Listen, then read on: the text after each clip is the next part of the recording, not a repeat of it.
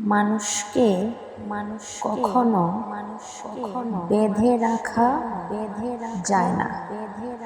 মানুষ আটকায় ভালোবাসায়, যত্নে, আদরে।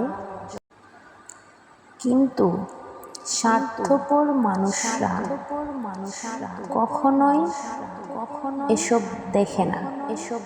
যতই ভালোবাসেন, যত্নে রাখেন, তারা স্বার্থ যেখানে আছে সেখানেই থাকবে।